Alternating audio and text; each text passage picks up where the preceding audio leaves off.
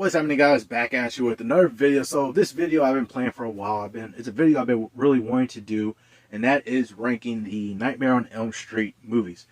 Now, for those of you that know me, Freddy Krueger and the Nightmare on Elm Street movies are some of my favorite movies. Freddy Krueger's my favorite horror icon. So I really been wanting to do this movie, and especially that it's like sort of getting out of the spooky season, almost out of spooky season, but I still want to do this video and rank all these movies. And I had like at least a somewhat recent rewatch of these movies. I rewatched most of them, so I do have a more fresher take on these ones. So let's go ahead and get into this ranking. Now I will say, when it comes to like at least these bottom three movies, it was definitely a hard decision on how to rank them, because honestly these are probably, if you ask anybody, these are probably the worst of the worst when it comes to when it comes to Nightmare on Elm Street movies. And honestly, just recently rewatched them. I watched 2 out of the 3 on recent rewatch, and honestly this was a hard decision to like actually rank them, which one will be at the bottom, which ones will be placed where at these bottom 3. And honestly, it's such a close decision that honestly any of these 3 could have switched spots at any time, and probably could in the future. But as of right now, this is how I'm going to do it. Coming at the bottom, at least for me for now, it could change, and that is going to be Nightmare on Elm Street Part 5, The Dream Child. Over the recent rewatch with this one, I would say this is definitely one I go back to watch a lot, but at least wanted to give it a rewatch for this ranking. And I gotta say, it's not a very good Nightmare on Elm Street movie. The deal with this one was like, it's definitely kind of weird. It's definitely on the weird side for me, at least with this one. And it's not one I rewatch a whole lot. You know, you got Freddy Krueger in here trying to come back to life as always, but he's doing it by different means, doing it by means of like through Alice's child that she has. And it gets a little weird at times during this movie, and is definitely one I do not necessarily rewatch a whole lot or enjoy rewatching a whole lot. So that's why I got put at the bottom, at least for now. It could definitely change in the future, but at least for me, it's at the bottom for now, at least.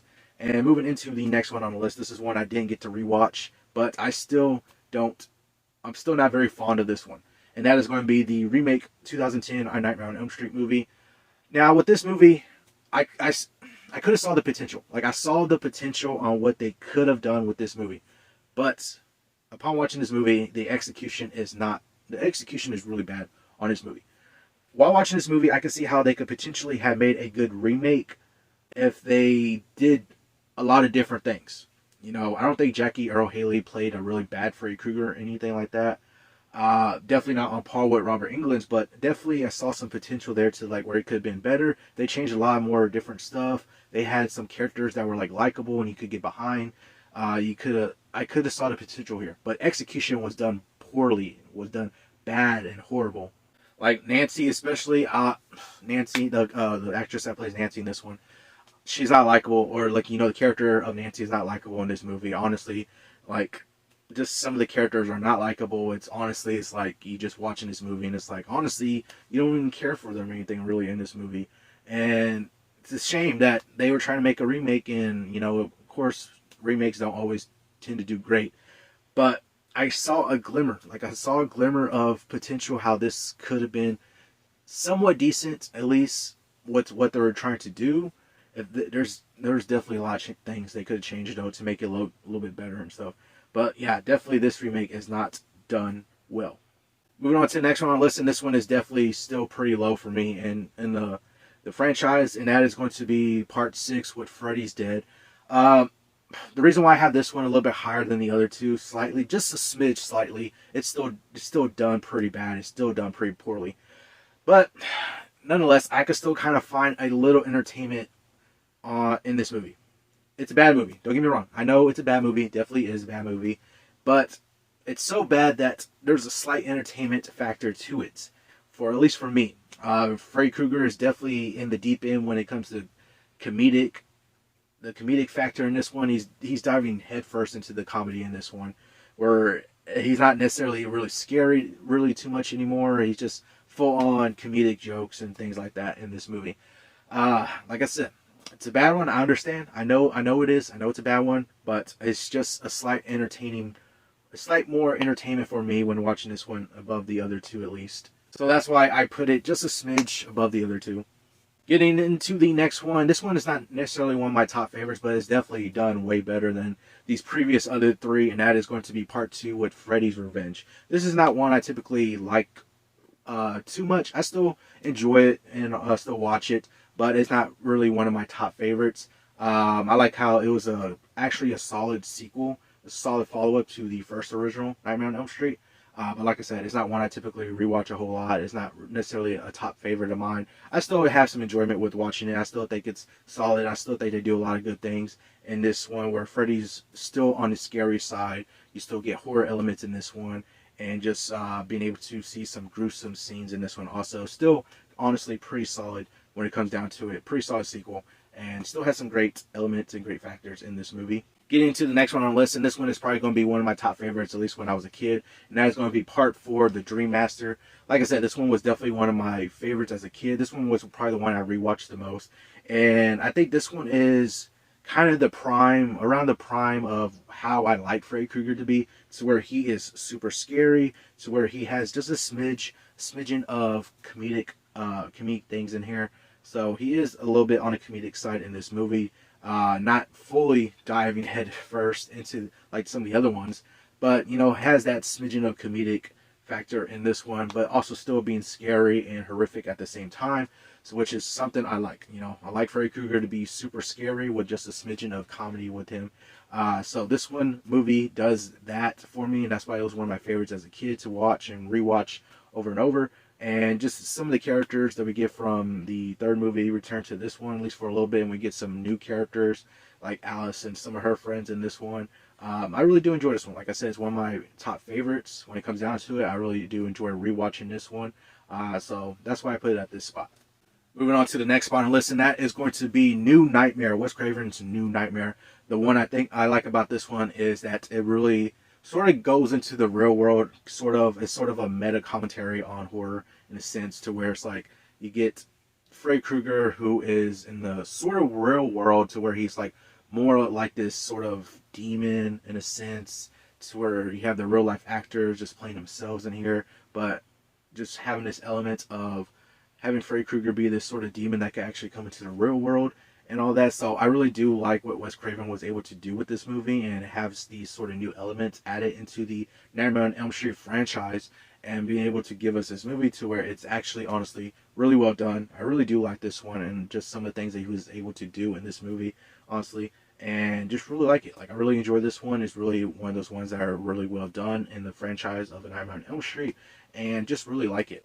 But we're getting into the number 3 spot, and at the number 3 spot is a movie that I enjoy rewatching a lot. Probably every year I rewatch it at least once, and that is going to be Freddy vs. Jason. I know a lot of people are kind of iffy on this one a little bit. There's a lot of people that like it, and a lot of people who might not like it necessarily, but this was a long time coming when it comes to the Nightmare on Elm Street franchise and Friday the 13th franchise, to where we want these two characters, these two horror icons, to meet up and battle each other, and that's what we got in Freddy vs. Jason.